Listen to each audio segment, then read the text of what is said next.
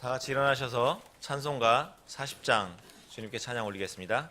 통합 찬송가 40장 찬양 올리겠습니다. 이어서 찬양 드리겠습니다.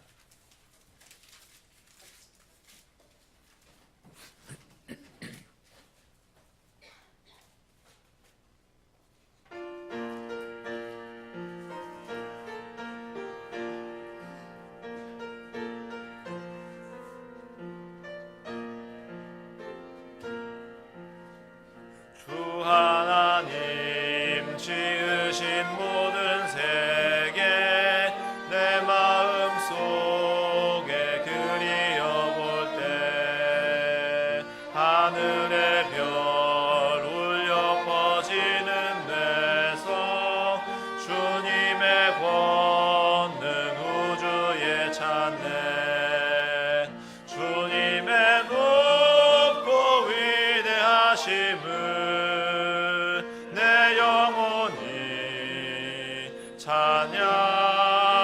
찬양하네. 주님의 높고 위대하심을 내 영혼이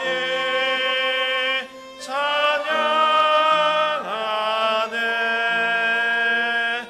숲속이나 험한 산골짜기에서 지적 위는 저 새소리들과 고요하게 흐르는 시냇물은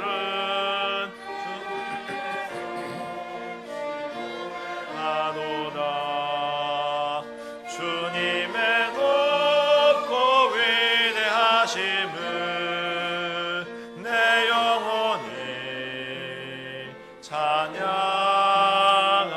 찬양하네. 주님의 높고 위대하심을 내 영혼이 찬양하네. 주 하나님 독생자 아낌없이 우리를 위해 보내주셨네. 십자가에 피 흘려 죽으신 주 내 모든 죄를 구속하셨네. 주님의 높고 위대하심을 내 영혼이 찬양하네. 주님의 높고 위대하심을 내 영혼이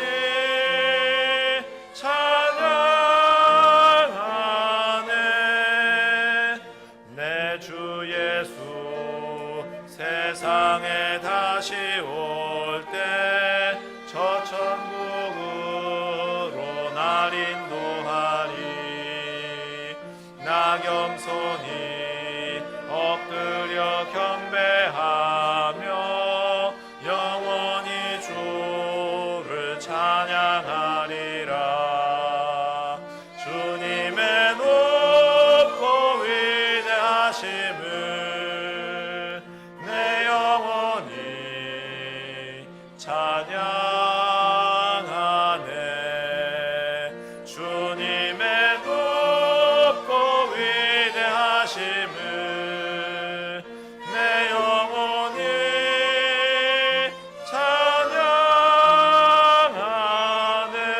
찬양하네. 함께 기도드리겠습니다. 아버지 하나님 감사합니다. 오늘도 주님의 은혜로 이 자리에서 주님께 예배드릴 수 있음에 감사드립니다. 세상 역사를 주관하시는 주 하나님께서 자녀된 우리의 모든 일들도 선한 길로 계획하시고 인도하심을 믿으며 주님의 열심에 감사와 찬양과 영광을 드립니다. 죄인인 우리를 구원해 주셔서 감사드리며 아직 죄 속에 있는 자들을 구원하시기 위해 오래 참으시고 먼저 우리를 사랑하신 주님, 우리도 주님 사랑합니다. 주의 자녀들이 주님의 부활과 재림의 소망으로 모여 기도드리는 이 시간, 이 자리에 함께 하셔서 우리 예배를 기뻐 받아주세요. 세상의 모든 잡다한 생각과 나의 고집스러운 마음을 접고 오직 주님께서 주시는 말씀에 집중하기를 원하오니 그리할 수 있도록 도와주시옵소서. 주님의 재림의 발자국 소리가 더욱 가깝게 들리는 이때에 신랑을 맞으러 나갈 때 등불과 함께 기름을 준비한 지혜로운 다섯 처녀와 같은 자로 드러나기를 소망하오며 다시 오셔서 공중에서 우리를 부르실 거룩하신 예수 그리스도의 존귀하신 이름으로 기도드립니다. 아멘. 앉아주십시오. 찬송가 44장 함께 찬양 드린 후에 헌물 기도 드리도록 하겠습니다. 1, 2, 3장 이어서 드리겠습니다.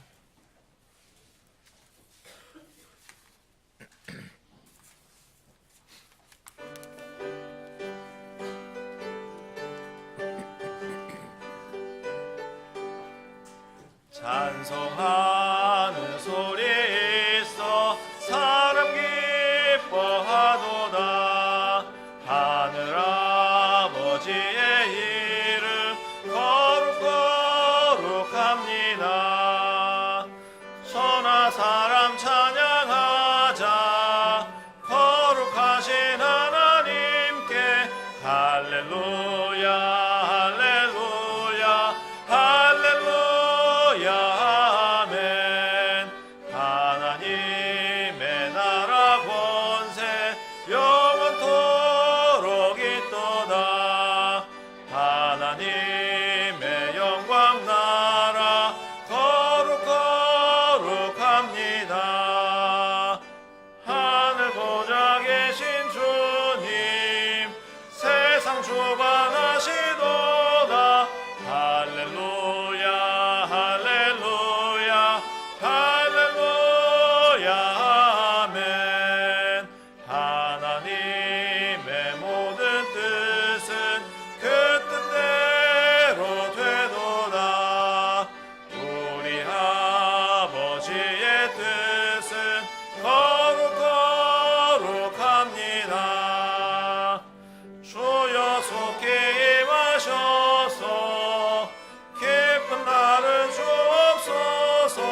할렐루야 할렐루야 할렐루야 아멘. 아멘.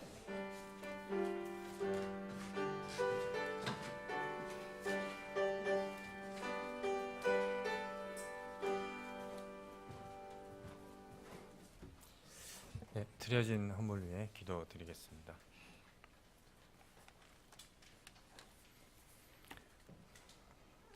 존귀와 찬양을 받으시기에 합당하신 하나님 아버지, 한 주간 저희들을 강건하게 지켜주시고 또 주님의 복된 날 주님 앞에 나와 다시 찬양과 경배를 드릴 수 있는 특권 허락해 주셔서 감사를 드립니다. 우리의 모든 순간과 매 시간들 속에 많은 것을 누리며 이 땅에 사는 것 오직 주님의 은혜임을 고백합니다. 특별히 우리를 사망에서 생명으로 옮겨주신 주님의 사랑과 은혜에 또 감사드립니다.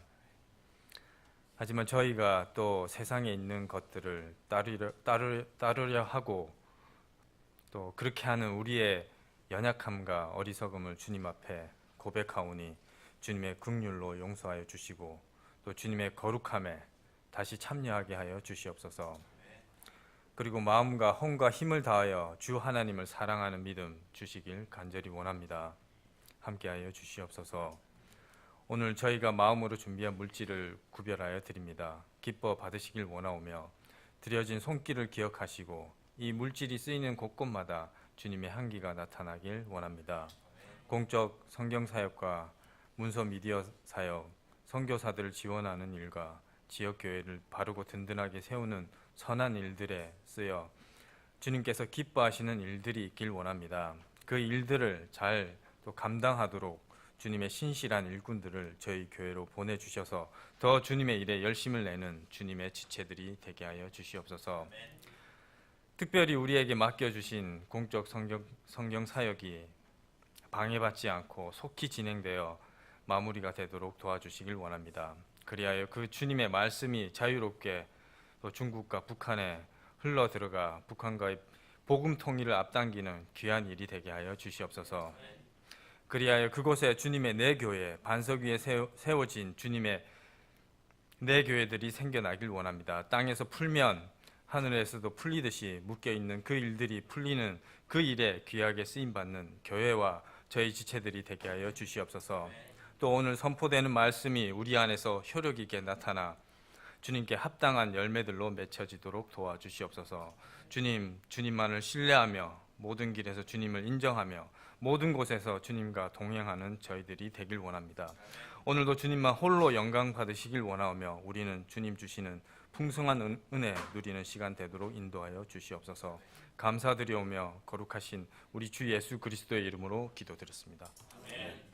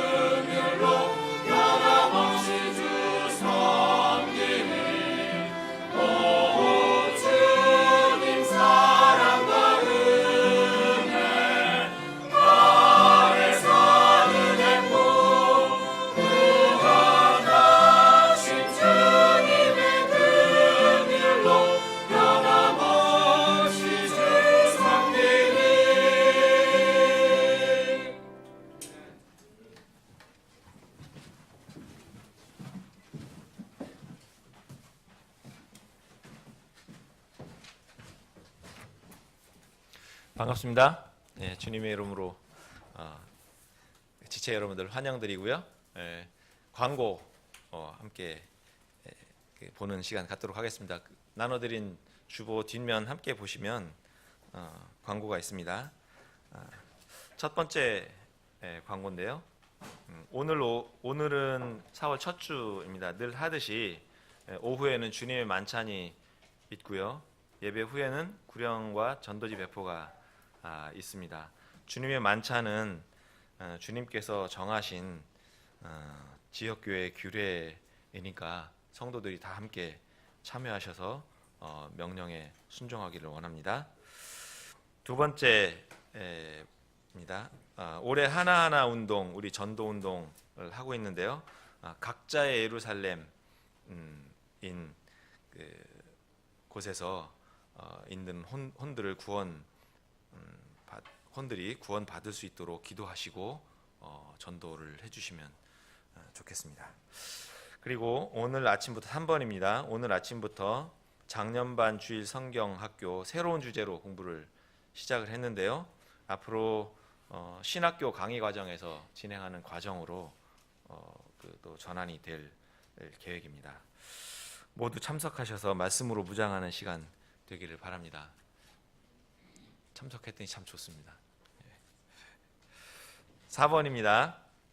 모이고 일하기에 좋은 날씨입니다. 시간 관리 잘 하셔서 예배에 공예배 순서에 모두 다 참석을 해주시기를 권면드리고요. 특히 3일 저녁 예배에 참석해 주셔서 영적으로 혼돈 가운데 있는 우리나라를 주님께서 보호해 주시기를 함께 힘을 모으면 좋겠습니다.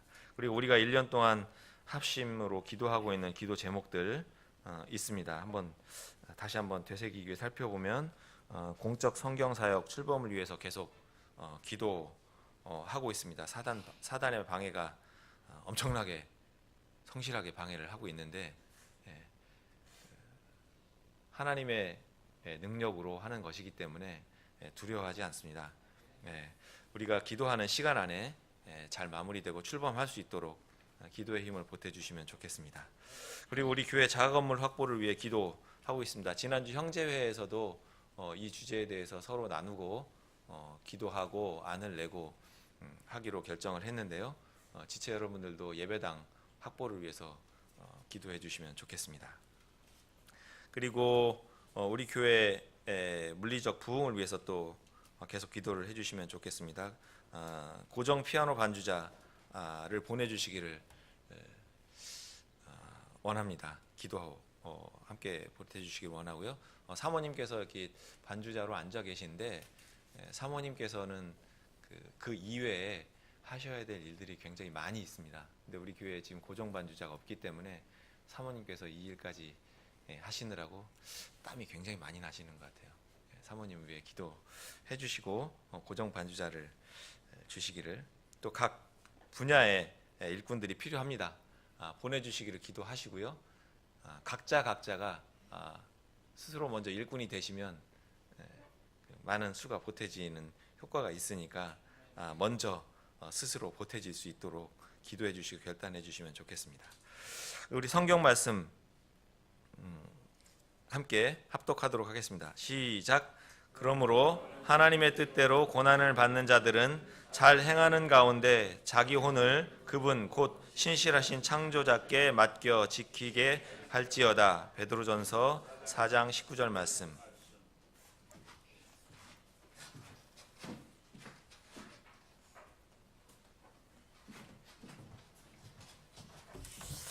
다 같이 일어나셔서 함께 인사하는 시간 갖겠습니다. 오늘 이게 아침에 제가 한번 여러분들 기분 좀 풀어드리려고 농담 좀 하겠습니다. 아침에 일출 예배 가셨는가 봐요, 많이. 그래서 피곤해서 못 나왔는가 봐요. 오늘 왜 이렇게 많이 못 나왔죠? 자, 544장 잠시 세상에 내가 살면서 1절 부르신 뒤에 서로 인사를 나누는 시간, 형제사랑, 자매사랑 인사를 나누는 시간 갖겠습니다.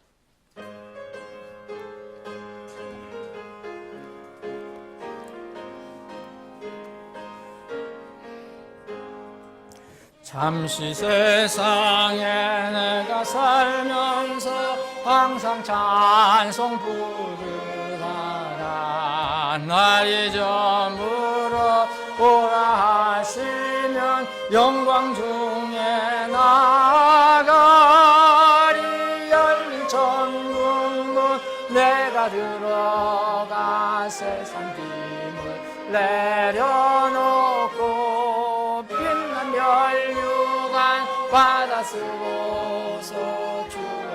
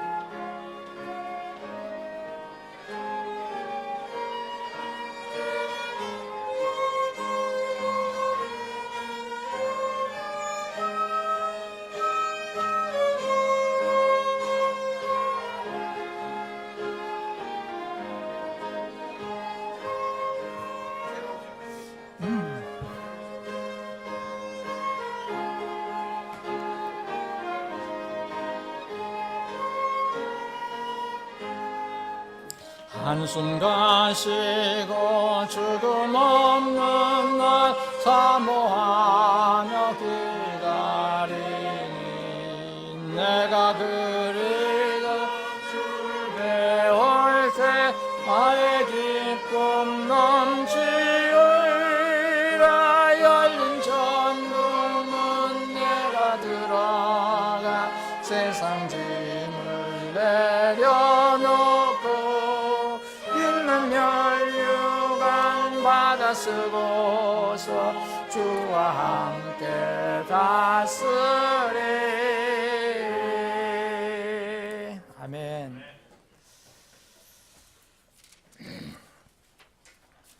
자, 오늘은 신약성경 제일 끝 성경 요한계시록 20장을 보겠습니다.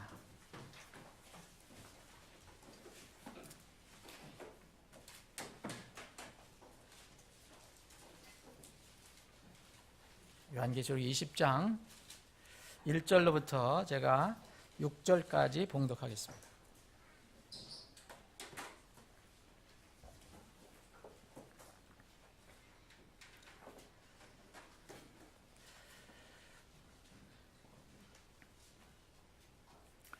참고로 제가 지금 읽는 것은 흥정역 이제 5판입니다. 3판 성경이 너무 이렇게 낡아서 어떤 데 글자가 안 보여요. 그래서 오늘은 부득이 이 부분이 제가 제 성경이 잘 안 보여갖고 5판으로 읽습니다. 그러니까 여러분들 3판이 대부분 3판 가지고 계신 분들이 있는데 이해를 해 주시기 바랍니다. 제가 3판, 5판 같이 필요에 따라서 그때마다 보겠습니다. 오늘은 제가 5판을 읽겠습니다. 이 부분이 그렇게 어미 처리만 좀 이게 좀 다른 데 있지만 크게 차이는 없습니다. 또 내가 보니 한 천사가 바닥 없는 구덩이에 열쇠와 큰 사슬을 손에 들고 하늘로부터 내려와 마귀요 사탄인 그 용 곧 저 옛뱀을 붙잡으니라. 그가 그를 붙잡아 1000년 동안 결박하여 바닥 없는 구덩이에 던져 넣어 가두고 그 위에 봉인을 하여 천년이 찰 때까지는 그가 더 이상 민족들을 속이지 못하게 하니라. 그 뒤에는 그가 반드시 잠시 동안 풀려나리라. 또 내가 보니 왕자들과 그것들을 위해 앉은 자들이 있는데 그들에게 심판이 맡겨졌더라. 또 내가 보니 예수님의 증언과 하나님의 말씀으로 인하여 목베인 자들의 혼들이 있는데 그들은 짐승과 그의 형상에게 경배하지도 아니하고 자기들의 이마 위에나 손 안에 짐승의 표를 받지도 아니한 자들이더라. 그들이 살아서 그리스도와 함께 1000년 동안 통치하되 그 나머지 죽은 자들은 그 1000년이 끝날 때까지 다시 살지 못하더라. 자, 5절, 6절은 다시 한번 5절, 6절 여러분들과 제가 함께 봉독합니다. 여러분들 가지고 성경으로 시작합니다. 그 나머지 죽은 자들은 그 1000년이 끝날 때까지 다시 살지 못하였더라. 이것은 첫째 부활이니라. 첫째 부활에 참여하는 자는 복이 있고 거룩하도다. 둘째 사망이 그들을 다스릴 권능을 갖지 못하고 도리어 그들이 하나님과 그리스도의 제사장이 되어 1000년 동안 그들과 함께 통치하리로다. 아멘. 오늘은 여러분들 이엘 독교에서 제목을 알려드리겠습니다. 여러분은 어느 부활에 속해 있습니까? 여러분은 어느 부활에 속해 있습니까? 하고 첫째 부활과 둘째 부활, 이런 제목으로 말씀을 드리겠습니다. 아버지 하나님, 오늘 저희들에게 복된 주일을 허락해 주셔서 감사합니다. 주님께서 우리의 그 무섭고 더러운 죄를 위해서, 죄값을 치러주시기 위해서 십자가에서 피 흘려 죽으시고 묻히셨다가 3일 만에 영광스러운 부활을 하신 그날을 기념해서 저희들이 오늘 주의 첫날 모여서 주님을 경배하게 하셔서 감사합니다. 주님, 이 시간 부활의 주님을 깊이 생각하며 주님을 예배하기를 원합니다. 이 시간에 주님께서 주신 말씀을 겸허한 마음으로 마음속에 생명의 양식으로 받을 수 있게 해주시고 다른 일체의 세상적인 생각을 다 정리해 주시고 오직 주님만 말씀을 통해서 바라보는 시간이 되게 해 주시옵소서. 거룩하신 예수님의 이름으로 기도합나이다. 아멘. 지금 아침 에도 잠깐 말씀드렸나요? 아까도 말씀드렸나요? 기독교계에서 이제 물론 개신교든 로마 카톨릭이든 하여튼 기독교계, 범기독교계에서 오늘 이제 부활절의 날로 이렇게 지키는 그런 날입니다. 근데 이 부활절에 대해서 논쟁이 많이 있어요. 여러 가지 의견들이 많이 있습니다. 근데 우리나라 사람 특히 이제 날짜를 이렇게 좋아하니까, 날짜 지키는 것을 좋아하니까, 그런데 이 날짜는 우리가 이제 오늘 금년 2018년은 오늘 4월 1일이 이제 부활절로 이렇게 지키게 됐지만 이 날짜는 이제 정확한 것은 아닙니다. 이게 또 유대력이 다르고 서양력이 달라요. 우리는 이제 서양력으로 지키기 때문에 이렇게 되는 건데 이 부분에 대해서 오늘 잠깐 이렇게 생각해 보는데 이 날짜가 중요한 게 아니고 그 안에 들어있는 의미가 뭔가를 한번 살펴보기를 원합니다. 이 성경에서 부활절이라는 말은 없어요. 부활에 관한 말씀은 많이 있고요.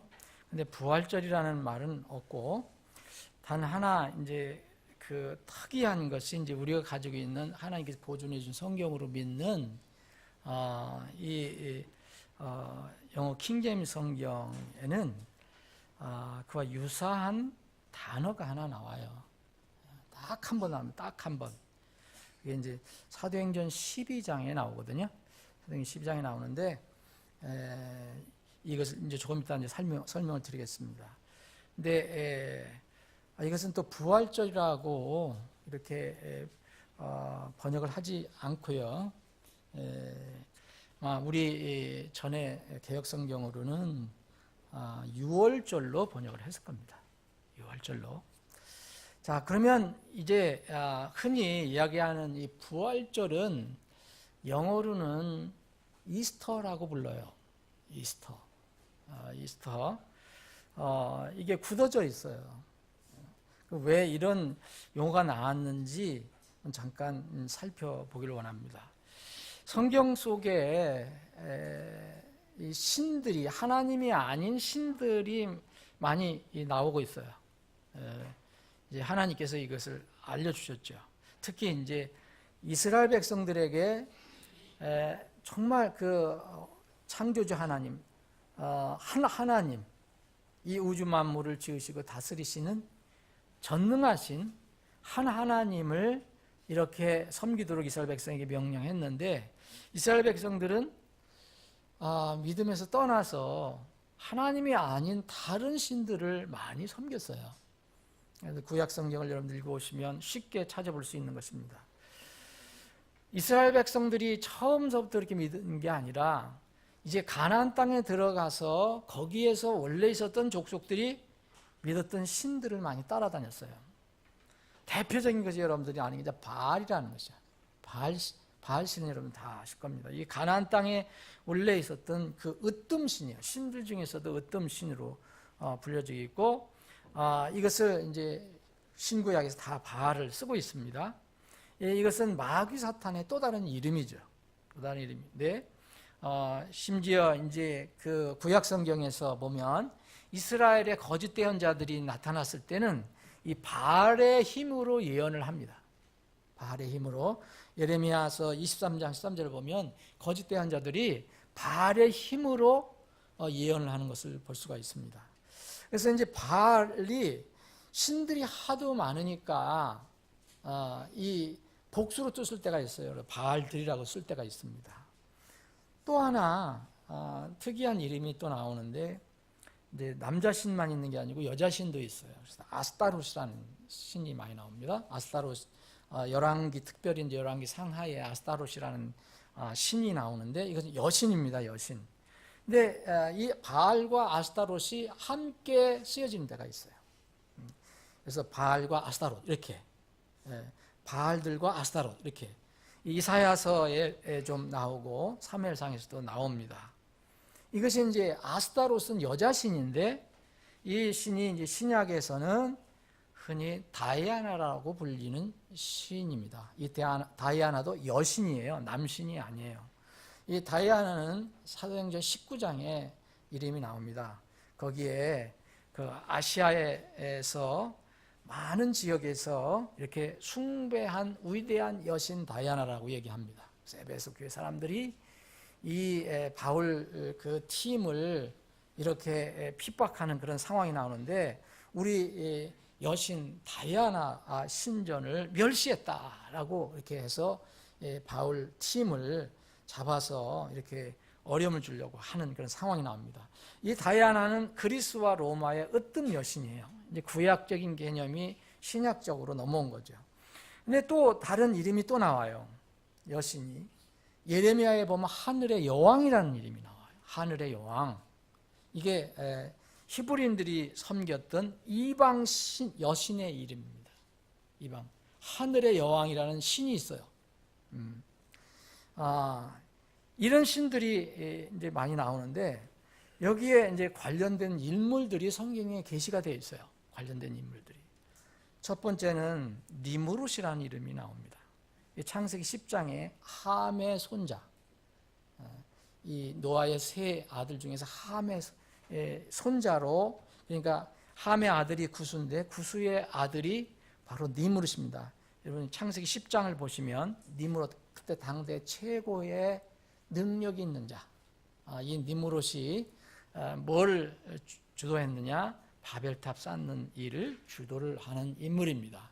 하나님, 바벨탑 사건은 하나님을 대적한 사건이죠. 그래서 이 하나님을 대적한 인물로 이게 니무롯이 나오는데, 그 뒤로 보면 이제 니무롯의 땅이라는 것도 나오는데, 이 니무롯이라는 사람에 의해서 건설된 어떤 지역을 흔히 이제 니무롯의 땅이라고 얘기합니다. 그래서 이제 미가서 5장 6절에 나와요. 이 지역은 주로 이제 소아시아 근동 지역, 아시리아라든지 니느웨라든지 또 메소포타미아 지역의 바벨론 지역을 묶어서 니무롯의 땅이라고도 합니다. 그러면 그 지역은 니무롯의 영향이 컸다는 것을 알 수가 있어요. 근데 또 신기한 이름이 나오는데 하나는 담무스라는 이름이 나옵니다. 이게 성경에 나오는 걸 제가 말씀드리는 거예요. 세상에서 얘기하는 역사를 얘기하는 게 아니라 성경에서 에스겔서 8장, 우리가 이제 수요일에 에스겔을 공부하는데 에스겔서 8장에 보면 이스라엘 백성들이 성전 안에서 이방신을 섬기는 아주 악행을 저질러요. 그래서 하나님께서 에스겔 대언자에게 그것을 알려주거든요. 근데 이스라엘 일부 사람들이 성전 안에서 남몰래 아주 은밀한 곳에다가 들어가서 자기들이 이방신을 섬기는 모습을 있는데 이것을 하나님께서 에스겔에게 폭로해 줍니다. 보여주세요. 그래서 에스겔서 8장 14절에 보면 담무즈라는 이런 신이 나오는데 이 신을 이 이스라엘의 여자들이 이 신 위에서 무슨 행동을 하는 것이 나옵니다. 뭐냐면 이 담무즈를 위해서 애곡하는 내용이 나와요.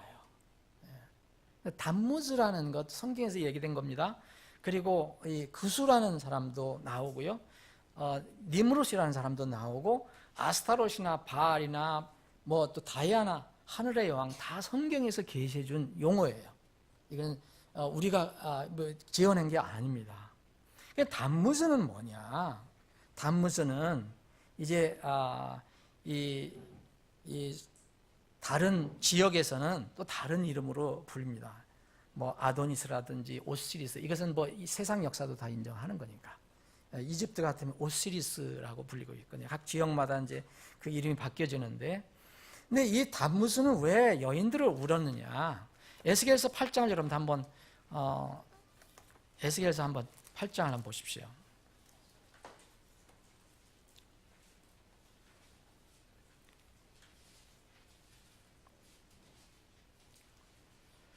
에스겔서 8장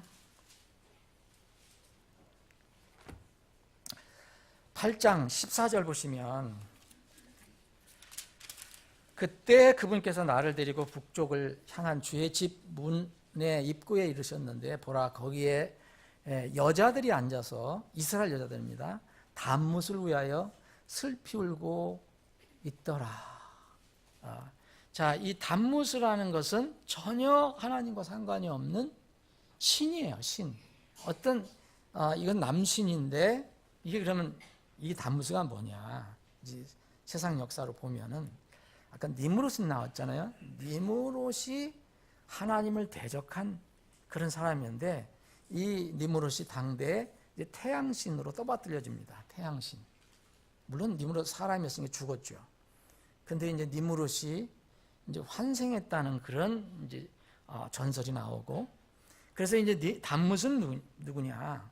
이 니무롯은 태양신인데 달신인 세미라미스와 결혼해서 낳은 아들이 니무롯이라고 하는데, 이 니무롯이 죽은 뒤에 아들 담무스가 나왔다는 거죠. 이 담무스를 위해서 이렇게 이스라엘 백성들이, 여자들이 여기서 애고를 하는 거예요. 성전 안에서, 비밀 장소에서. 이 담무스에 대해서 성경에서 해석을 해주지는 않습니다. 누군지는. 그러나 모든 역사를 보면, 이 자료를 보면 담무스가 이방 신이에요. 신인데 이 담무스는 특별히 이 죽음과 다시 일어난 것과 관련이 있어요. 이 여인들이 담무스를 위해서 슬피 울잖아요. 그런데 이제 다음에 보면 16절에 보면 어떤 일단의 사람들이 또 태양에게 경배하는 내용이 나와요. 왜 담무스를 위해서 우느냐면, 이 담무스가 죽었는데 다시, 아주 비참하게 어떻게 죽었는데 다시 살아났다는 그런 전설이 내려오는 거예요. 그래서 이 죽은 거에 관해서 지금 우는데, 나중에 보면은 이스라엘 백성이 담무스를 위해서 이제 이렇게 울다가 나중에는 또 잔치를 벌였대요. 그래서 이 전설이 보면 태양이 이게 질 때는 단무소가 죽었다, 다시 떠오를 때는 단무소가 살아났다라고 이렇게 믿고, 그렇게 이제 그런 전혀 하나님과 상관없는 그런 행동을 한 거예요. 그래서 이 하나님께서 이것을 보여주시고 이건 정말 사악한 일이다라고 에스겔에게 알려주신 것입니다. 이런 전통이, 이런 행습이 세계 곳곳에 깔려 들어가게 됐습니다. 여기에 보면, 여기 16절에도 보면 그분께서 나를 데리고 주의 집에 안뜰에 이르셨는데 보라, 주의 성전의 문에 주랑과 제단 사이에 25명가량 있더라. 그들이 자기들의 등은 주의 성전을 향하게 하고 자기들의 얼굴은 동쪽을 향하게 한 채 동쪽을 바라보며 뭐에 경배하더라? 여러분, 태양에게 경배하더라. 이 사람들이 누굽니까? 이스라엘 사람들이에요. 근데 여러분들 이 1장서부터 8장 1절에서 보시면 성전 안에서 이 일을 하고 있는 거예요. 성전 안에서. 자, 전혀 이스라엘과 상관없는 성전 바깥에서 어디 이교도들이 하는 게 아니라 성전 안에서 이스라엘 사람들이 이렇게 하고 있는 겁니다. 이것을 하나님께서 보여주시고 정말로 사악하다고 말씀하신 겁니다. 이스라엘 백성들이 이렇게 한 것은 자기들이 만든 게 아니라 거기에 있었던, 원래 있었던 가나안 족속들이 했던 그 풍습을 자기들이 또 따온 것이라고 저는 볼 수 있습니다. 단무소도 이스라엘과 상관없는 거고 이 니므롯도 상관이 없는데 이렇게 하고 있습니다. 그래서 정확하게는 알 수 없지만 이 부활절에 왜 이름이 이스터라고 돼 있을까? 이스터라는 것은, 이스트는 동쪽이고요, 이알은 동쪽을 향해서 경배하는 자라는 그런 뜻을, 이름을 붙일 수가 있는 거예요. 동쪽의 사람들. 왜 이런 이 부활절에다 이런 이름이 붙었을까? 이거는 우연이 아닙니다. 들어가 봐야 됩니다. 그래서 저는 부활절이라는 이름을 할 때 영어로 굳이 얘기하려면 이스터라는 말을 쓰면 안 된다. 영어로는 resurrection이라는 말이 있어요. 부활이라는 말. 그래서 resurrection day라고 해야 돼요. 그런데 지금 이스터 데이라고 해요. 이스터라고 해요. 전부 이스터라고 해요. 근데 이스터는 주님하고 전혀 상관없는 일이에요. 동쪽을 바라보고 뭘 한다는 얘기입니까? 자, 이런 그 자료가 있습니다, 여러분. 자, 이건 읽어드릴게요. 고대 바벨론을 세운 니므롯은 태양신으로 추앙이 됐다. 그의 아내 세미라미스는 그가 죽자 자기 자신의 아들 담뭇을 태양신으로 신격화했고 자신은 아들의 아내를 자처해서 여신이 되었다. 이후 세미라미스는 다양한 이름으로 불려 로마는 비너스는 여신이잖아요. 여러분, 히브리든 아스타로는 성경이 나온 거예요. 하나님께서 아스타로를 섬기지 마라. 이 여신, 페니키아는 아스타르테, 또 이시타르, 또 오스테라 이런 등으로 불렸다. 고대 색슨족은 여신 에오스트레의 이시타르를 합해 이스터라고 불렀고 매해 4월 희생 제물을 여신에게 바쳤다. 이게 세상 역사예요. 세상이 여러분들 자료 찾아보시면 나와요. 우리 기독교에서 만든 게 아니에요. 자, 그래서 게르만족이라고 하는 민족이 있었는데 이 게르만족이 숭배하던 봄의 여신 오스타라, 에오스트레, 여기서 유래된 이스터는 새 생명을 가져오는 봄의 여신이다. 부활절은 이스터는 원래 앵글로색슨족 사이에서 에오스트레로 알려진 여신인 튜툰족의 빛과 봄의 여신을 가리키는 봄의 축제이다. 이건 어디서, 여러분 웨스터민스터 성서 사전을 찾아보시면 나와요. 자, 이런 것을 보면은 우리는 지금 세상에서 하는 풍습에 비성경적인 풍습이 들어가 있다는 것을 알게 됩니다. 자, 그러면 우리가 생각해봐야 할 게 있어요. 우리는 또 하나 무슨 중요한 문제가 뭐냐면 우리는 지금 아주 사악한 시대에 아이들을 길러요. 자녀를 양육합니다. 정말 어린 자녀들을 위해서도 우리 어른들이 본을 보여야 되고 또 어린 자녀들을 위해서 정말 매일 기도해야 돼요. 그러면 이런 것에 성경적으로 잘 이게 방어가 되지 않으면 우리 아이들도 이런 데 휩쓸려 갈 수가 있다. 삼가해야 할 소위 얘기하면 이스터의 풍습이 있어요. 이스터의 풍습. 제가 부활절이라고 말씀을 안 드릴게요. 그런데 이 풍습에 보면 몇 가지만 말씀드리면 이스터 계란이라는 게 있어요. 소위 얘기하면 부활절 계란이라는 거. 이건 고대 바벨론 신화에서도 나오는 거예요. 예수님, 결론적으로 말씀드리면 예수님하고는 예수님하고 계란은 아무 상관없어요. 여러분. 절대 이런 데에 빠지시면 안 돼요. 순수한 여러분들의 신앙이 더럽혀지는 않아서는 안 됩니다. 바벨론 신화가 있어요. 유브라테스 강에 큰 달걀 하나가 떨어졌는데 이 큰 달걀이 물고기들이 강 밖으로 굴려내갖고 비둘기들이 품었더니 부화돼서 뭐가 나왔는데 그게 바로 여신인 이스터라는 거예요. 이게 신화예요, 신화. 뭐 그럴 수도 있고 뭐 아닐 수도 있지만, 그런데 이 세상에 신화가 나와 있어요. 여신 이스터가 나왔다. 그래서 바벨론은 유난히 달걀이 많이 숭배가 됐어요. 이스터 여신을 숭배하는 사상, 그래서 이게 주변 국가로 많이 퍼져나가게 된 겁니다. 왜냐하면 이 이스터라는 거, 아까 이슈타로 얘기했잖아, 아스타롯, 이런 것은 생명의 여신이에요. 여러분들 신에는 그런 이름이 다 있잖아요. 그 목적과 무슨 기능이 다 있어요. 물의 신, 불의 신, 뭐 별거 다 있잖아요. 근데 이 이스터라는 건, 아스타로테라는 것은 여신 중에서도 생명과 관련된 거예요. 탄생. 그러니까 풍요한 거. 봄. 그러다가 보니까 뭐가 냐면 다산이 돼요. 다산. 많이 낳는 거. 이것의 상징 신입니다. 이런 이 달걀에 관한 풍습은 세계 곳곳으로 다 퍼져나가 있어요. 이 대영 백과사전입니다. 대영 백과사전에 보면 이렇게 되어 있어요. 부활절 달걀은 예수 그리스도 탄생 이전부터 이교도 풍습에서 유래된 것인데, 고대 이집트인과 페르시아인들이 다산은 많이 낳는 걸 얘기하는 거죠. 새 생명의 상징으로 봄의 축제 기간 색칠한 달걀을 먹는 관습을 가지고 있었다. 왜냐하면 달걀이 부화되면 병아리가 나오잖아요. 여러분들 그 부화장에 가보시면 엄청나게 쏟아져 나오잖아요. 예? 그래서 이 달걀이 그런 어떤 다산의 상징으로 됐다는 거예요. 또 우리 한국 민족 문화 대백과라는 사전이 있습니다.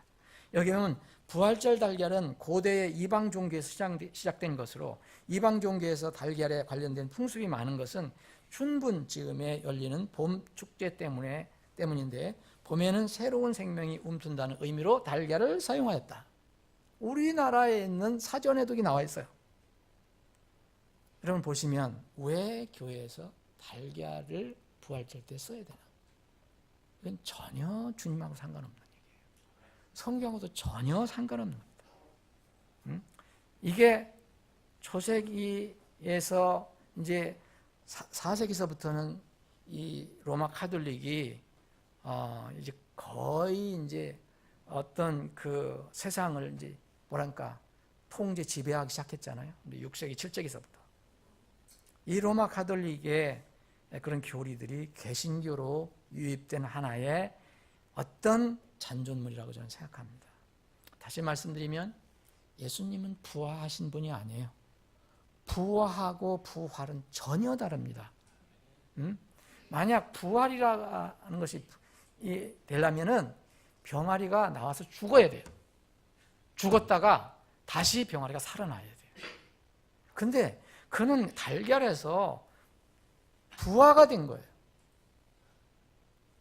전혀 이 교회에서 이 달걀을 여러분들 혹시 주면 잘 먹으시면 돼. 감사히 잘 먹으면 됩니다.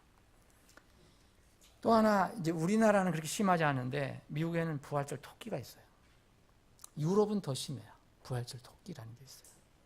이스터번이라는 게 있는데, 이 토끼도 왕성한 생식과 다산의 상징으로 이렇게 이렇게 상징으로 나타나는 그 동물 중에 하나입니다. 토끼 여러분 아시죠? 토끼 저는 어렸을 때 이제 시골에서 길러본 경험이 있기 때문에 토끼 잘 알아요. 토끼 고기도 맛이 있습니다. 근데 토끼는 정말 특성이 하나 있는데 정말 많이 나요. 엄청나게 나요. 한 쌍의 토끼, 한 마리 토끼가 1년에 15 내지 30마리를 낳아요. 그래도 기억해 보면 그 토끼가 낳은 걸 보면 뭐 오물조물한 게 그냥 펄간 새끼들이 한 개 모여 있어요. 한두 마리 낳는 게 아니에요. 그리고 임신 기간이 한 달밖에 안 돼요. 그래서 지금 그 호주는 항상 이것 때문에 뭐 어려움을 당하고 있잖아요. 토끼와의 싸움을 싸우고 있어요. 호주는 항상. 토끼를 풀어놨더니 이 호주에 토끼가 기하급수적으로 늘어났어요. 여러분 한 마리가 1년에 30마리까지 난다고 생각해 보세요. 그게 몇 년 돼 보세요. 그래서 엄청난 그 싸움이 있었어요. 호주 아직까지도 이제 토끼와 싸웁니다. 왜냐하면 그 풀을 다 뜯어먹기 때문에. 거기는 양을 길러야 되잖아요. 그래서 지금도 토끼 한 쌍을 풀어놓으면은 호주만한 섬은 2년 만이면 완전히 덮는데요. 토끼로. 그렇게 이렇게 왕성한 다산의 그런 상징입니다. 그래서 부활절하면 토끼하고 달걀이 나와요. 달걀하고 토끼. 저는 독일에 안 가봤지만 독일이나 스위스. 여러분 부활절에 가면 그 토끼 장식한 게 엄청나게 많아요. 여러분 사진 보시고. 이유가 그거예요. 부활절하고 토끼 아무 상관없어요. 예수님 부활하고 아무 상관없는 거예요. 네? 계란을 막 장식해 놓고 토끼도 장식해 놓고. 우리나라는 다행히 토끼가 안 들어와서 다행이에요. 네. 여기 미국 플로리다 대학에서 이게 그 자료를 우리나라 크리스천 투데이가 이렇게 알려준 겁니다. 제가 조금 땄습니다. 기독교 발생 전 BC 13세기 전에 일부 사람들은 여전히 봄과 다산의 여신을 숭배하고 있었는데 토끼는 복제율이 높아 여신의 상징이었다. 이것이 소위 얘기한 부활절 토끼의 유래예요. 또 하나, 부활절에 요새는 모르겠습니다. 하여튼 부활절에 일출 예배를 드려요. 예배는 어느 때나 드려도 상관없다고 저는 생각해요. 근데 예수님이 해가 뜰 때 부활하셨다고 해서 동틀 때 동쪽을 바라보고 부활절 예배를 드려요. 그런 경우가 있었어요. 그런데 이것은 예배는 어느 때 드려도 됐지만 이런 것이 정말 이교도 풍습에서 나온 것이 조금이라도 연결되어 있다면 그 의미를 빨리 정리를 해야 돼요. 이렇게 이 기독교 자료는 이렇게 되어 있습니다. 이는 초대교회에서부터 행해진 것으로 부활절 일출 예배가 그렇다는 거예요. 성경에 그런 적이 없습니다. 이는 초대교회 시대부터 행해진 것으로 해 뜨기 전에 그 자매들이 예수님이 묻혔던 무덤에 찾아간 건 있어요. 이는 초대교회 시대부터 행해진 것으로 초대교회 성도들은 부활절 아침에 떠오르는 태양이 예수 그리스도의 부활을 축하하기 위해 위로 3번 뛰어오른다고 생각했다. 전혀 다릅니다. 이 초대교회 성도들이 이런 적이 없어요. 그리고 구름을 뚫고 찬란하게 비치는 태양 광선은 기쁨의 춤을 추는 천사들이라고 생각했다. 초대교회에 그런 사람들이 없었어요. 근데 어느 기독교 자료가 이렇게 돼 있어요. 많은 사람들이 성경을 읽어보지 않고 그런가 보다. 뭐가 이게 태양 구름을 뚫고 올라오는 태양 광선이 기쁨의 춤을 추는 천사들이라고 어떻게 생각했습니까? 초대교회 성도들이. 태양은 태양이고 천사는 천사죠. 성경에 보면 악의 모든 모양은 삼가라 그런 말이 있어요. 데살로니가전서 5장 21절에 보면 악의 모든 모양은 삼가라 그랬어요. 여러분 이게 악하다고 생각하면 우리가 그것을 멀리해야 됩니다. 괜히 다른 이유를 붙여서 그 하나님의 영광을 가리는 거예요. 자, 사도행전 12장을 한번 보겠습니다. 자, 그럼 성경에서 얘기하는 사실 이 주제를 제가 정한 것은 제가 이 상담을 받았습니다. 우리 교회 성도가 아닙니다.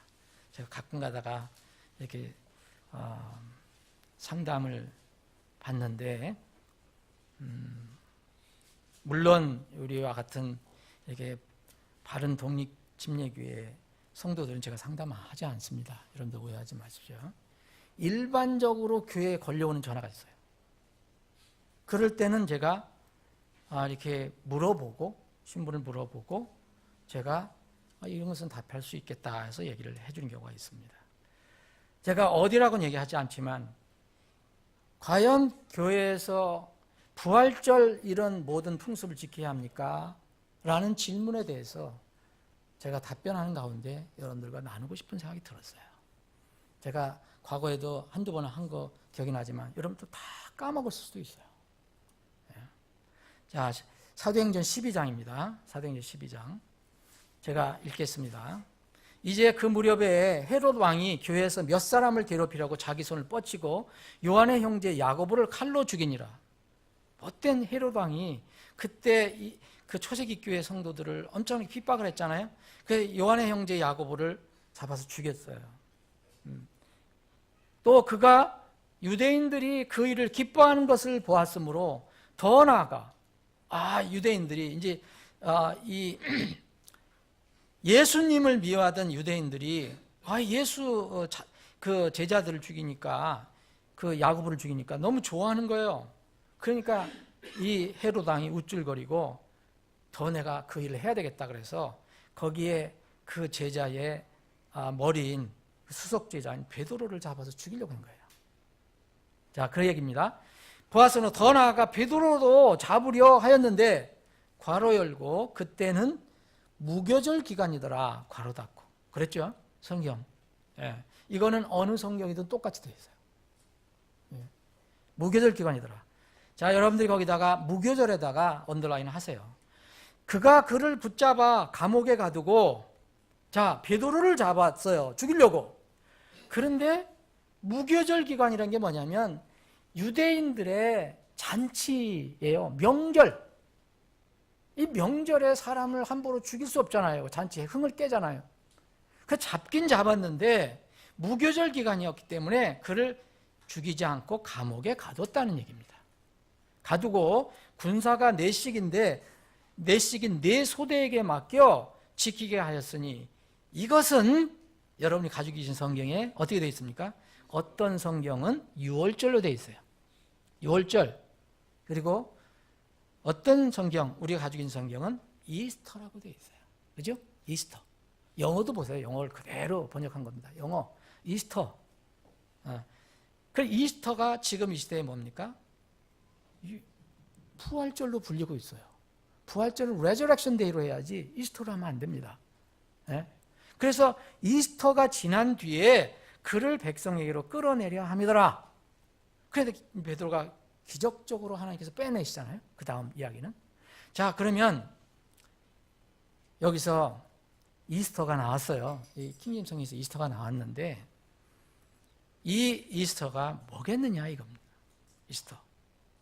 이거 어떤 사람은 부활절이라고 얘기를 해요. 그런데 자, 이 이스터가 원래 그 그리스 말로는 여러분들이 이게 헬라 성경으로 신약을 보신다면 파스카라는 단어를 발견하게 돼요. 이게 파스카는 6월절이라는 뜻이에요. 6월절 원래. 그런데 이 킹제임스 성경은 이걸 6월절로 번역하지 않고 이스터로 했어요. 이유가 왜 그런지 옛날에도 한번 설명드린 다시 한번 설명드릴게요. 이스라엘은 7대 큰 절기가 있어요. 여러분 아시죠? 여러 가지 절기가 또 다른 게 있지만 큰 절기가 7개가 있어요. 자, 첫 번째는 무슨 절기입니까? 6월절입니다. 이게 모든 명절의 시초예요. 이게 이스라엘 백성이 탄생한 날, 애굽에서 살아난 날, 6월한 날, 어린 양의 피를 바르고 죽음의 천사를 통과시킨 날. 그래서 6월절을 겪고 애굽을 탈출해 나왔잖아요. 이게 그들의 달력으로, 유대인 달력으로 1월 14일이에요. 6월절은 딱 하루예요. 하루. 여러 날이 있으면 안 되잖아요. 구원받는 날이 여러 날이 있으면 안 되잖아요. 6월절. 그 다음에 절기가 무교절입니다. 무교절이라는 뜻 아시죠? 무교. 누룩이 들어있지 않는, 교는 누룩이에요. 그 무교, 누룩이 들어있지 않는 절기다. 그럼 뭐니까 일주일 동안 6월절에서 살아난 사람들이 일주일 동안 하나님께 감사하며 교제하며 지킨 날이 무교절이에요. 그래서 6월절과 무교절은 연결이 되어 있어요. 그래서 6월절이 다음에 무교절이 오는 거예요. 그 때로는 이것을 전부 6월절이라고 표시할 때도 있고 무교절이 표시할 때도 있는데, 무교절이라는 것은 바로 6월절 다음 날부터 일주일 동안 얘기해요. 그 다음에 초실절이 있어요. 초실절은 6월절 다음인데 무교절 안에 들어가 있습니다. 6월절은, 초실절은 이게 3일이 되는 날이에요. 6월절에 이제 3일이 되는, 곧 예수님을 상징하면 예수님의 부활을 의미하는 날입니다. 예수님이 죽으시고 3일 만에 첫 열매로 나타나신 거예요. 그리고 나서 오순절이 나오고 또 나팔절이 나오고 속절이 나오고 초막절, 마지막 초막절이 나옵니다. 근데 이 앞에 부분 6월절과 무교절을 보세요. 여러분, 6월절과 무교절이 분명히 있는데 여기 성경은 그때는 무교절이 기간이더라 그랬잖아요. 그렇죠? 이미 6월절이 끝나서 이스라엘 백성들이 이거 잔치를 하는데 6월절이 끝나고 무교절 기간이었어요. 일주일이라는 거예요. 일주일 지금 잔치를 하는 이 기간에 잡았어요. 그런데 4절에 보니까 이것을 이 이스터로 하지 않고 만약 이것을 6월절로 하면 어떻게 되는 겁니까? 자, 6월 무교절 기간인데 이 헤롯은 이제 6월절이 지난 뒤에 내가 베드로를 감옥에서 잡아내갖고 죽이겠다, 백성 앞에서. 이런 얘기거든요. 자, 6월절 다음에 무교절인데, 무교절이 한창 진행 중인데 6월절이 오면은, 6월절이 지나면 내가 이렇게 하겠다는 말이 안 맞죠. 그런 여기서 이 헤롯이 이야기한 이스터는 도대체 뭔가? 헤롯이 이 마음속에 가지고 있었던 이 파스카라는 건 뭐냐? 이거는 6월절로 번역이 될 수가 없다는 거죠. 헤롯은요, 원래 유대인이 아닙니다. 여러분 아시는 것처럼. 유대를 다스렸던 사람이지만 유대인이 아니에요. 이 사람은 이교도 출신이에요. 근데 이스라엘에 거기에 있는 유대인들을 기분을 좋게 해주려고 하거든요. 그래서 이 사람은 자기도 원래 믿었던 신이 있는데 유대인들의 그런 풍습을 믹스시켜서 마음에 뭔가를 가지고 있었던 거예요. 자기가 믿는 이 이스터가 있었어요. 이스터. 이게 지나면은, 근데 이 이스터는요, 무교절 기간이 지난 뒤에만 하는 것 같아요. 절대로 여러분 6월절이라면 이게 맞지 않아요. 성경이 맞지 않잖아요, 여러분. 그래서 킹제임스 성경은 이것을 그냥 이스터로 그냥 음력을 한 거예요. 이거는 부활절도 아니고 6월절도 아니고 이스라엘 백성이 믿는 그런 게 아니에요. 이것은 이 헤롯이 믿는 6월절이었어요. 파스카였어요. 근데 변질된 다른 종류의 그런 명절이었어요. 이것을 영어 킹제임스는 정확하게 이스터로 번역을 한 겁니다. 6월절로 번역하면 오역이 되잖아요. 여러분. 앞뒤가 안 맞잖아요. 이것이 성경에서 얘기하는 이스터, 유일하게 얘기하는 이스터예요. 우리가 헤롯이 믿었던 다른 신을 믿었던 그런 이스터는 우리가 섬길 수가 없습니다. 누가 뭐라 해도. 저는 물론 이렇게 부활절을 지키는 사람들이 다 그런 신을 섬긴다고 생각하지 않아요. 그러나 여전히 이런 용어를 쓰고 있잖아요. 여전히 이 부활절 계란을 쓰고 있고 부활절 토끼를 쓰고 있고 부활절 일출 예배를 쓰고 있고, 이게 하나님께서 기뻐하시는 것이라고 저는 생각하지 않습니다. 그럼 부활절 날은 언제 결정했느냐?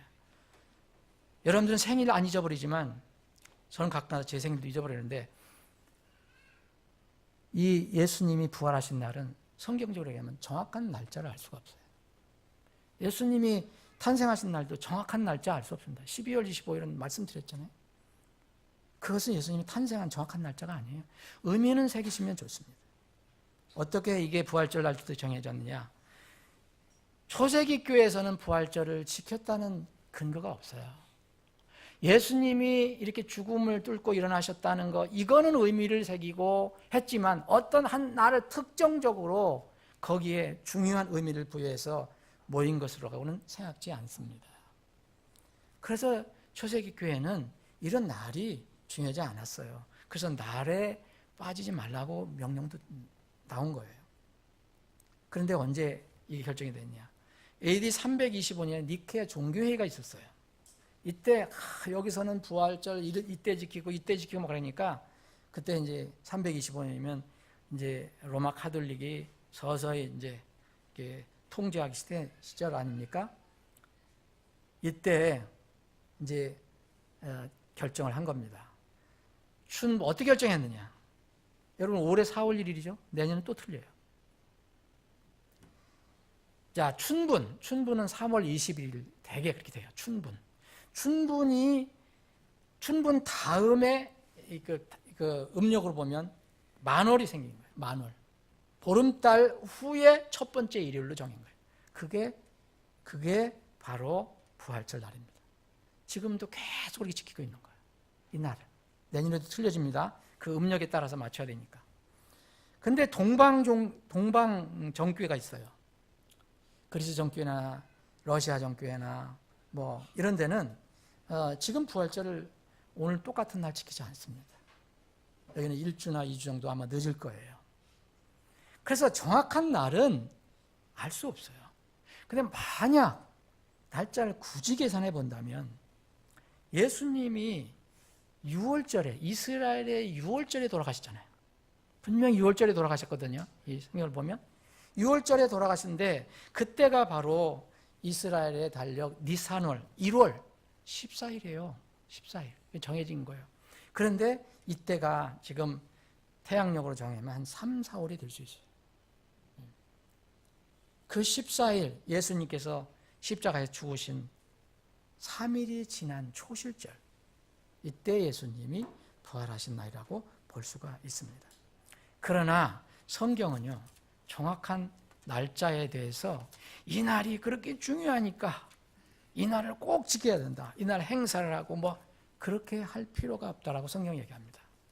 갈라디아서 5장 9절, 10절, 그리고 골로새 2장 10절에 보면 날에 대해서 그렇게 그런 오류에 빠지지 말라. 에? 자, 갈라디아서 5장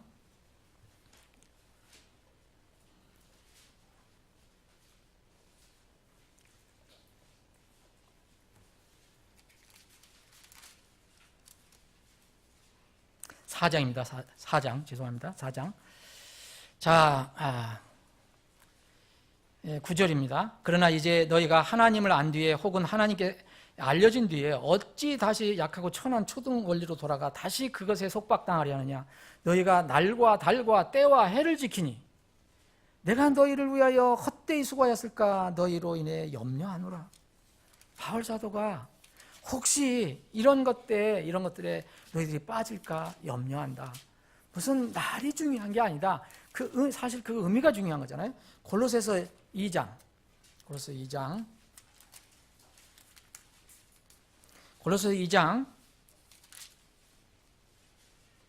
16절. 그러므로 아무도 먹는 것이나 마시는 것으로 인하여 또 거룩한 날이나 월삭이나 안식일에 관하여 너희를 판단하지 못하게 하라. 그것들은 다가올 것들의 그림자이거니와 몸은 그리스도께 속해 있느니라. 만약 어떤 날이 있다. 여러분 이스라엘 백성들이 이렇게 절기를 지켰던 7절기는 다 예수님의 모형이에요. 예수님의 모형. 자, 이 분명하게 어떤 날과 그런 시가 중요한 것이 아닙니다. 그러나 저는 부활절이라면 부활의 그 진정한 의미는 함께 나누고 싶습니다. 여러분, 저는 이렇게 생각합니다. 여러분, 부활절이라는 것은 1년에 한 번 어떤 특정한 날 예수님이 부활하셨다 만날 찬양하다가 그 이튿날부터 깜깜하게 잃어버리는 게 아니라 예수님이 부활하신 날을 기념해서 초세기 교회 성도들이 모이기 시작했어요. 여러분, 매주일 예배가 진실한 부활절 예배입니다. 정말 이거 잊지 마셔야 돼요. 만약 이것을 잊어버리고 1년에 한 번 부활절 예배 드리고 무슨 예수님 부활을 뭐 찬양하고 경배한다는데 이것은 위선입니다. 1년에 한 번 요란한 행사로 끝나는 게 아닙니다. 한 주의 첫날은 이 주일은 주님의 죽으심과 부활의 의미를 새기는 날이에요. 이때 경배와 찬양을 드리는 겁니다. 이것이 진정한 의미의 부활절이에요. 두 번째는요, 이 예수님이 부활하시고 나서 승천하시기 전에 이 땅에서 남아서 하신 일이 있어요. 잠깐 동안. 이미 예수님이 이제 십자가에 죽으시고 정말 제자들이 생각할 때 무능력하게 그냥 십자가에 죽으시고 묻히셨고, 그러니까 제자들이 전부 낙심해서 다 뿔뿔이 흩어졌어요. 엠마오로 내려가는 두 제자가 있었습니다. 정말 낙심해서 우리 주님이 이제 죽으셨다. 근데 부활하신 예수님이 그 두 사람에게 나타나시잖아요. 누가복음 24장 보면 예수님은 전혀 알아보지 못합니다. 예수님이 같이 동행하는데도 몰라요. 예수님께서 이제 그 집에 들어가서 빵을 가지고 하나님께 감사 기도를 드린 뒤에 그들에게 떼어줬을 때 그들의 눈이 밝아집니다. 그래서 예수님을 알게 돼요. 이 두 제자는 예수님을 알게 되고 예수님이 그 사이에 또 사라져 버리셨거든요.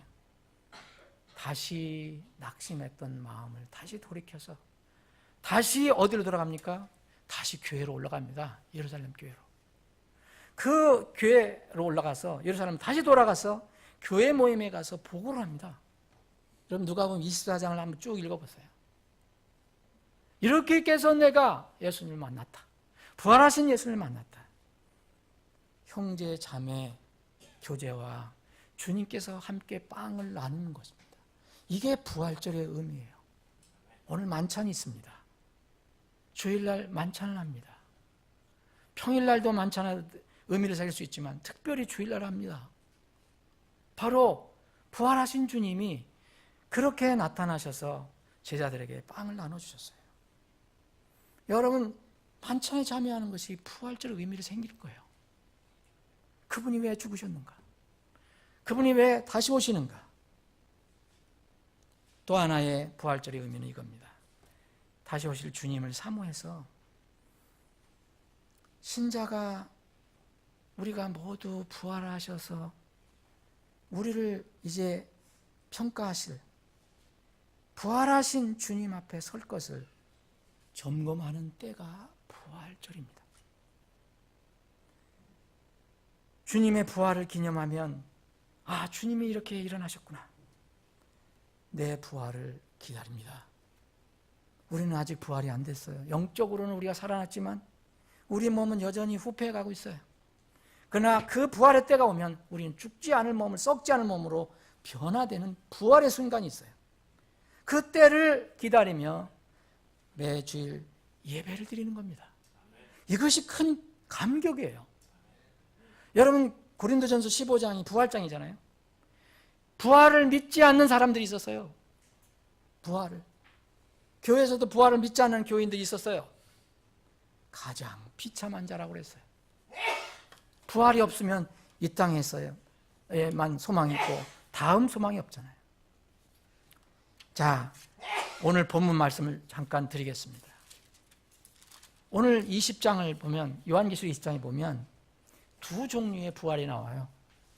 두 종류의 부활. 하나는 첫째 부활이라고 했고 그 다음에는 둘째 부활이라는 말은 없어요.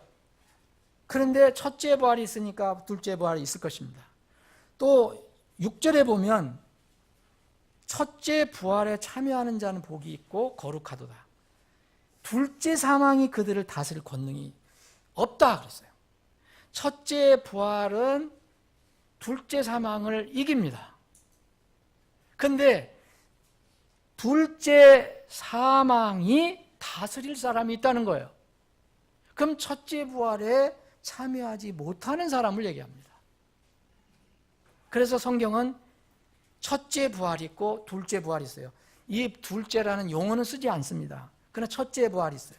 그리고 그 성경에서는 첫째 사망이라는 말은 안 써요. 근데 둘째 사망이라는 용어를 쓰고 있어요. 첫째 사망은 누구나 죽기 때문에. 누구나 다 죽어요. 자, 사도행전 24장을 보면 24장 15절 16절에 보면 두 종류의 부활을 이렇게 설명합니다. 의로운 자들의 부활이 나와요. 의로운 자들의 부활. 사도행전 24장 15절 16절 의로운 자들의 부활 나오죠? 그리고 또 불의한 자들의 부활이 나옵니다. 분명히 나오죠? 예. 이 용어만 조금 이름이 좀 다른 것뿐이지 이것과 이 요한계시록과 관련이 있는 말씀입니다. 자, 24장 15절 보면 또 그들도 스스로 인정하고 하나님을 향한 소망을 내가 가졌으니 그것은 곧 죽은 자들의 부활, 즉 죽은 자들은 누구나 부활하는데 의로운 자들의 부활과 불의한 자들의 부활이 있으리라는 것이니라. 분명히 바울 사도는 이야기합니다. 그리고 요한복음 5장에 보면 비슷한 말씀이 나옵니다. 두 부활이 있다. 그런데 부활은 부활인데 서로 다르다. 요한복음 5장 자 24절부터 쭉 보시면 25절 진실로 진실로 내가 너에게 이르노니 죽은 자들이 하나님의 아들의 음성을 들을 때가 오고 있는데 곧 지금이라. 듣는 자들은 살리라. 아버지께 자기 속에 생명이 있는 것 같이 아들에게 주사 그 생명이 그 속에 생명이 있게 하셨고 또 그가 사람의 아들이므로 그에게 또한 심판을 집행할 권위를 주셨느니라. 이 말에 놀라지 말라.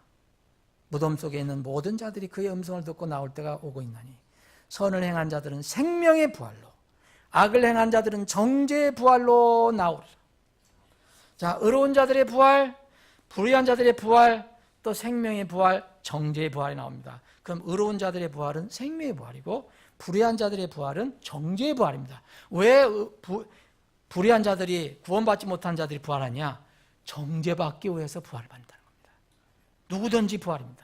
그런데 이 계시록에 보면 이 두 부활은 1000년 동안의 기간이 필요하다. 1000년 동안이. 그래서 첫째 부활은 먼저 구원받은 사람이 일어나서 첫째 부활에 참여해서 첫째 부활에 참여하면 둘째 사망은 절대 다스리지 못합니다. 둘째 사망은 뭡니까? 둘째 부활에서 일어난 사람들이 마지막 하나님 심판을 받고 영원히 하나님과 분리되는 지옥 불심판입니다. 그래서 첫째 부활에 참여한 사람은 복이 있다라고 얘기한 겁니다. 정말 첫째 부활에 참여한 사람은 복이 있다. 사랑하는 여러분 한 분도 빠짐없이 이 첫째 부활에 속한 사람이 되시기를 원합니다. 당신은 여러분은 어느 부활에 속하였습니까? 첫째 부활입니까? 둘째 부활입니까? 우리는 첫째 사망에는 속할 수가 있어요. 한 번 죽는 것은 사람들에게 정해진 것이요. 이것 뒤에는 심판이 나니 그랬어요. 누구든지 죽어야 합니다. 그런데 두 번째 죽은 뒤에 다시 살아나서 심판받고 또 죽으면 안 됩니다. 이건 영원히 하나님과 분리되는 심판을 얘기합니다. 사랑하는 여러분, 요한계시록은 많은 사람들이 무슨 소설처럼 여겨진다고 얘기하지만 이 말씀은 그대로 성취가 될 것입니다. 우리가 지금 기다리는 것은 지금 첫째 부활입니다. 둘째 부활은 1000년 후에 일어날 것입니다. 나팔 소리가 지금 나면은 무덤 속에서 일어나는 사람들이 있어요. 그 사람들은 구원받고 죽은 사람들입니다. 그 이름이 하늘에 기록된 사람입니다. 동시에 우리도 그들보다 먼저 앞설 수는 없지만 그들이 무덤에서 일어나고 난 뒤에 우리도 죽지 않을 몸으로 바뀌어집니다. 이것을 성경에서는 부활이라고 얘기합니다. 고린도서 15장에 보면 눈 깜짝할 사이에 이 일이 일어난다고 말하고 있습니다. 나머지 구원받지 못하고 죽은 사람은 무덤 속에서 일어나지 못하고 1000년 동안 그 고통을 당하다가 1000년 후에 마지막 대배왕제 심판에서 일어나서 마지막 심판을 받고 영원한 그런 불호수에 떨어지게 되는 것입니다. 사랑하는 여러분, 부활절 그 의미를 생각해 보십시오. 절대 부활절에 관련된 이상한 풍습에 매몰되지 마십시오. 우리 아이들에게 이런 거 잘 가르쳐 주셔야 합니다. 예수님의 그 부활을 달걀의 부활로 정말 전락시키면 안 됩니다. 예수님이 부활하신 의미가 도대체 무엇인가? 이것을 잘 나눠줘야 합니다. 부디 저나 여러분들 모두 이 말씀을 듣는 모든 분들 첫째 부활에, 영광스러운 첫째 부활에 속하신 여러분들이 다 되시기를 주님의 이름으로 축원합니다. 기도하시겠습니다.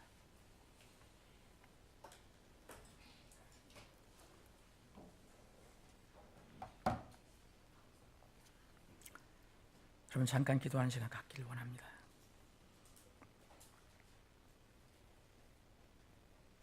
세상 모든 사람들에게는 누구나 두 가지 부활 중에서 하나가 기다리고 있습니다.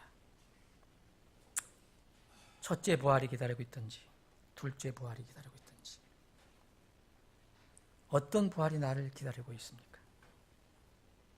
의로운 자들의 부활이 기다리고 있든지 불의한 자들의 부활이 기다리고 있든지 사랑하는 여러분은 어떤 부활에 속해 있습니까? 생명의 부활에 속해 있습니까? 정죄의 부활에 속해 있습니까? 우리는 이 부활에 속하는 것은 우리가 어떤 노력을 하고 애를 쏘고 수고해서 행위를 쌓아서 이 부활이 결정되는 것이 아닙니다. 내가 죄인인 것을 깨닫고 죄 문제를 해결해 주신 주님을 믿고 받아들이는 것으로 이것은 해결이 됩니다. 여러분들이 아무리 애를 써도 육에서 난 것은 육이고요. 성령에서 난 것이 영일 뿐입니다. 우리가 살과 피로 구원을 얻는 게 아니고 오직 예수 그리스도를 믿는 믿음, 나의 모든 죄의 문제를 예수님께서 해결해 주셨고 그분이 나의 주라는 것을, 그분이 나의 부활이고 나의 생명이라는 것을 믿고 받아들일 때 해결이 되는 것입니다. 우리 모두 구원받고 첫째 부활에 참여하기를 바랍니다. 사랑하는 여러분, 부활절의 진정한 의미가 여러분들에게는 무엇입니까? 주님의 부활의 그 놀라운 사건을 기념해서 초세기 교회 성도들이 사도들로부터 그리고 제자들 모두 이 주일 아침에 모이기 시작했습니다. 연중 행사로 부활절 지키고 주일에 불성실한 것은 주님의 부활을 믿고 지키는 것이 아닙니다. 주일에 모여 부활하신 주님을 예배하는 것은 동시에 다시 오실 주님을 사모하고 기다리는 것입니다. 부활의 그날을 기다리는 삶을 여러분들 살고 계십니까? 기도하시기 바랍니다. 나는 부활의 소망으로 살고 있는가? 아버지 하나님, 오늘도 말씀을 주심을 감사합니다. 이 세상에 주님을 섬기고 하나님을 믿고 따른다고 하는 여러 가지 일들 중에 오염된 것들이 너무나 많습니다. 주님, 그러나 우리는 주님께서 남겨주신, 보존해 주신 하나님의 거룩한 말씀, 변하지 않는 말씀을 가지고 있습니다. 이 말씀을 비춰볼 때 우리가 하나님의 영광을 가리는 것들이 있다면 과감히 버리고 오직 순수한 누룩이 떡이 없는 그런 누룩이 들어가 있지 않는 그런 빵을 먹는 우리가 되게 해주시기를 원합니다. 날마다 주님의 부활을 생각해 보지만 특별히 한 주, 첫 주, 첫날을 주님께서 우리를 위해 죽으셨다가 부활하신 것을 늘 생각하고 감사하며 예배드리는 찬양하는 그런 날이 되게 해 주시옵소서. 이것이 진정한 주일의 의미임을 저희들이 잊지 않게 해 주시옵소서. 거룩하신 예수님의 이름으로 기도합나이다. 아멘.